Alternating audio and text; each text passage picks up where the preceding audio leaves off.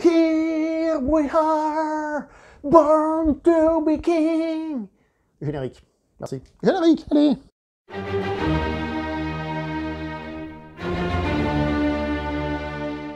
Bonjour vous cinéphiles et bienvenue dans cette critique en post-projection. Il va être aujourd'hui question du film Old Guard, film sorti directement sur Netflix, réalisé par Gina Prince Bythewood, et qui est l'adaptation d'une bande dessinée d'un comic book, donc écrit par un certain Greg Rucka qui a entre autres travaillé sur Wonder Woman, et si je le dis, c'est pas totalement pour rien, c'est possible qu'il y ait quelqu'un parmi vous qui soit actuellement en train de lire du Wonder Woman, écrit par Greg Rucka, parce que c'est ressorti récemment, et je connais quelqu'un.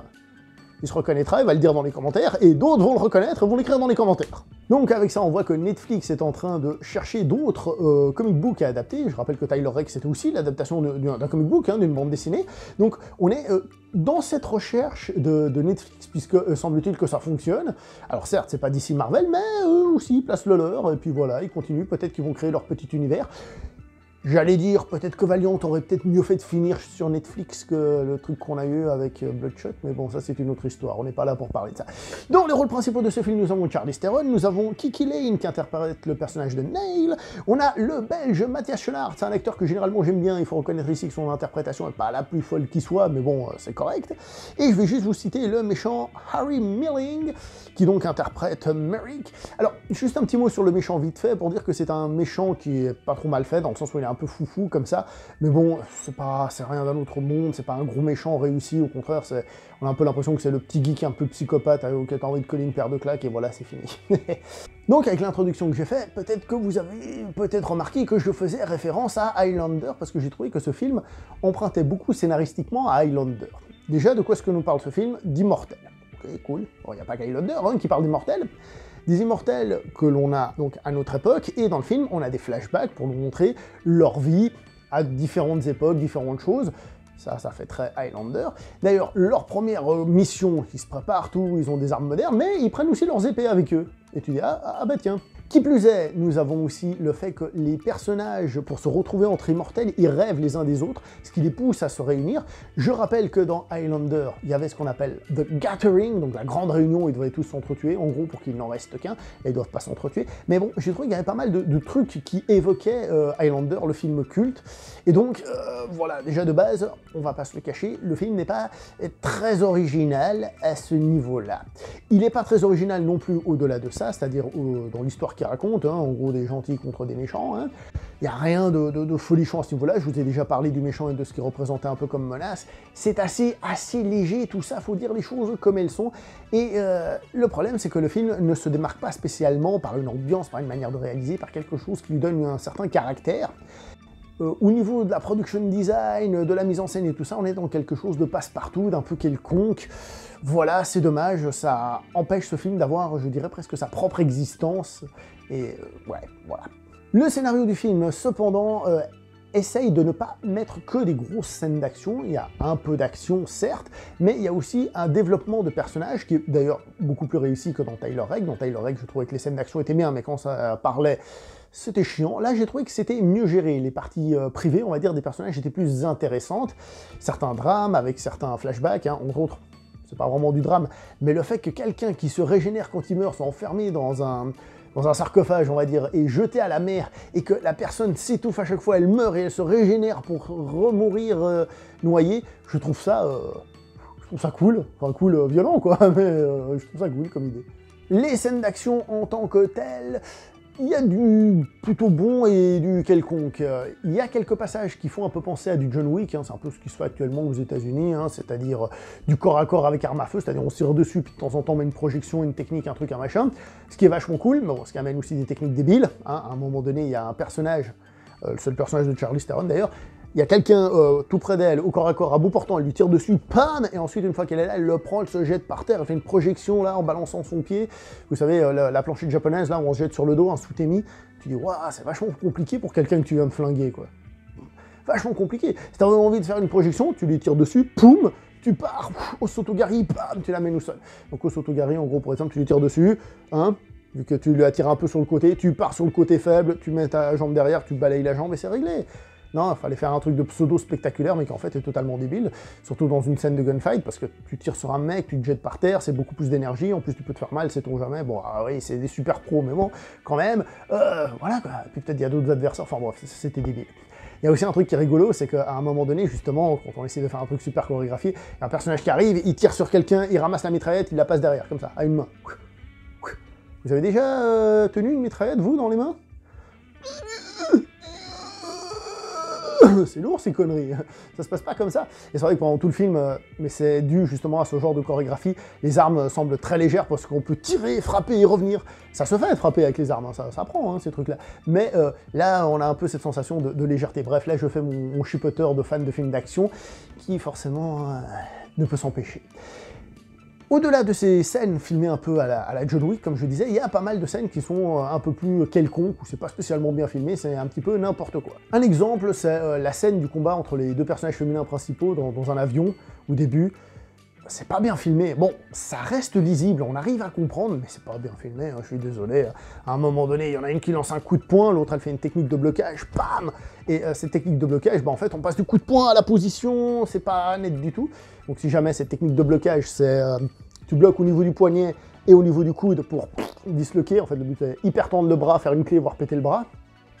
Bruce Lee le faisait dans Big Boss, pour la petite histoire, lui il le faisait sur un plan, il était là, l'adversaire attaquait, bam! Là non, c'est fait de manière pas terrible. À un moment donné, dans ce même petit combat, il y a le personnage de Charlize Theron qui fait une projection un peu bizarre, elle s'est accrochée à la personne, puis comme ils sont dans un avion, au bout des moments ça c'est serré, elle met les pieds contre le mur, elle passe contre l'autre, enfin elle passe au-dessus, elle passe de l'autre côté pour ensuite faire une projection, tu fais waouh, c'est lent, hein, super lent, là il fallait faire un truc plus lucha libre en mode boum. Mais non, en fait, je pense qu'elle est tenue par un câble, elle est aidée par un câble, elle fait elle-même la chorégraphie, c'est bien, c'est sur un plan, c'est cool, mais il faut aussi que ce soit fait avec peps et énergie, c'est mieux, hein, quand même. Donc vous l'aurez compris, si je compare à Tyler Rake avait des très bonnes scènes d'action, mais des parties blabla, on s'en foutait. Là, c'est plus équilibré, il y a moins de pics de qualité, on est dans un truc plus réussi, dans la moyenne, mais moins bonne niveau scène d'action, clairement. L'un des défauts du film, c'est qu'il y a des bonnes idées qui ne sont pas exploitées. Alors, comme je vous ai dit tout à l'heure, je sais plus si je l'ai dit en fait, à un moment donné, les personnages ont des épées avec eux, des épées longues et tout, et tu trouves dommage qu'elles ne soient pas plus exploitées dans la suite du film. Et alors certes, pas que ça devienne des combats à l'épée, que ça devienne Highlander, mais que ce soit pas plus exploité, par exemple un mélange d'armes à feu et d'utilisation d'épées longues, ça pourrait être vachement cool. Non, non, on se laisse totalement de côté, t'as une petite scène, histoire au début, puis voilà, ça sert pas à grand chose, et c'est dommage, c'est vraiment dommage. Un autre truc qui est un petit peu mal exploité, c'est que le film, comme c'est souvent la mode actuellement, il essaye de défendre des causes sociales. Et ce film, par exemple, il défend la cause homosexuelle. Ok, très bien. Et il nous met deux personnages homosexuels, d'ailleurs je trouve leur histoire vachement cool, hein, puisqu'en fait ce sont des gens qui se sont rencontrés pendant les croisades, c'était des adversaires, ils se sont entretués, comme ils étaient immortels, ils se sont entretués, ils se sont battus, puis finalement, ils sont amants, et c'est vachement cool, parce que, ils s'aiment, et c'est certes homosexuel, mais c'est aussi l'amour entre les peuples et tout ça, moi je trouve ça vachement cool, franchement j'ai beaucoup aimé. Là où c'est mal exploité, c'est à un moment donné. Par exemple, ils se font attraper par des vilains pas beaux, c'est des soldats, tout blablabla. Et là, le soldat, très méchant, il lui fait « Et c'est qui, lui? C'est ton petit ami, peut-être? Ha ha ha ha ha !» Et là, le gars qui est donc prisonnier, il regarde l'autre, il fait « Ah, c'est plus que mon petit ami, c'est mon phare dans la nuit, c'est mon machin. » Enfin, il tient tout un discours et après, il embrasse l'autre gars. Qu'est-ce qui se passe? Les soldats, ils s'énervent, alors ils veulent les taper, et quand ils veulent les taper, ils perdent un peu leur position, on va dire, même s'ils sont censés être attachés. Et là, bon, les deux héros, ils cassent la gueule à ces méchants soldats. Ok, l'idée est vachement cool, je trouve, parce que ça permet, dans l'écriture, de non seulement qu'il y ait un sens, parce que tu provoques l'adversaire sur un truc qui le dérange, tout en défendant une cause, et que ça serve le scénario. Ouais, sauf que ça sert pas le scénario, parce qu'en fait, certes, ils sont emprisonnés dans un camion, ils cassent la gueule à leur geôlier, le problème c'est qu'ils sont toujours enfermés dans le camion, et le camion il s'arrête, les portes s'ouvrent, et qu'est-ce qu'il y a? Il y a les autres soldats qui les tiennent comme ça en joue, et ils sont arrêtés, ils sont amenés en prison. Donc en fait, ça a servi à rien, scénaristiquement c'était cool, mais ça n'a servi à rien, c'est un peu comme les épées, les trucs, les machins. Il y a des bonnes idées, mais ça ne sert à rien, c'est pas exploité. Et c'est un petit peu dommage.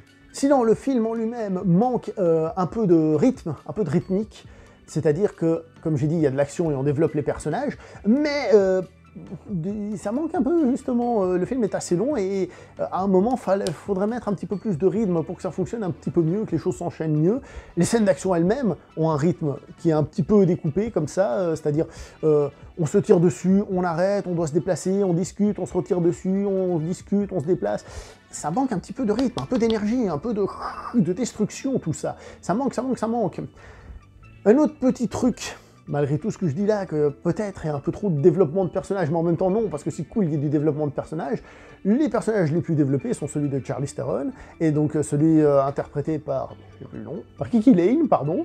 C'est cool, mais du coup ça cache un peu les autres, ils sont clairement au devant. Il faut savoir que ce film se veut être le premier d'une saga, c'est évident à la fin qu'ils veulent en faire une saga, et donc cette petite erreur à l'instant T pourrait être corrigée à partir du moment où il y a d'autres films qui viennent s'ajouter, et donc de donner un ensemble beaucoup plus correct, s'adapter d'un comic book, donc il y en a plusieurs, il y a des histoires qui sont éditées, donc tu te dis, ouais, pourquoi pas, si on développe les histoires, ça peut être cool, et donc pourquoi pas. Mais à l'heure actuelle, et le film en tant que tel, il est un petit peu prisonnier de ce qu'il veut faire. D'un côté, une histoire trop classique, avec des bonnes intentions, mais d'un autre côté, des bonnes intentions qui ne sont pas bien développées pour autant, mais c'est pas forcément mauvais. Honnêtement, je vais vous le dire, au début je trouvais ça plutôt bien, très divertissant, il n'y avait aucun problème, et après avec le temps j'ai commencé à trouver que ouais, quand même, les problèmes de rythme et tout ça, et puis les idées pas exploitées, etc., etc. Donc au final, personnellement, je vous dirais que c'est un film qui est regardable, qui est intéressant, qu'il faut pas jeter à la poubelle, je vous recommande même d'y jeter un coup d'œil si vous en avez l'occasion, mais on n'est clairement pas dans un grand film, c'est évident, la mise en scène n'est pas au niveau, il n'y a pas quelque chose pour faire de cette histoire un truc de plus, c'est un film de consommation rapide, j'ai envie de vous dire. Voilà, ça emmerdera certains, d'autres vont aimer. Personnellement, je pense qu'il y en a qui vont trouver ça nullissime parce que c'est du déjà vu, du passe-partout. Et d'autres vont réussir à s'intéresser un petit peu au personnage. Moi, je le trouve moyen, voilà. Moyen. À vous de voir si ça vous tente ou pas. Moi, je vais m'arrêter là pour cette vidéo. N'oubliez pas de liker, commenter, partager. On se voit prochainement pour une prochaine vidéo. Jusque là, portez-vous bien. Ciao tout le monde.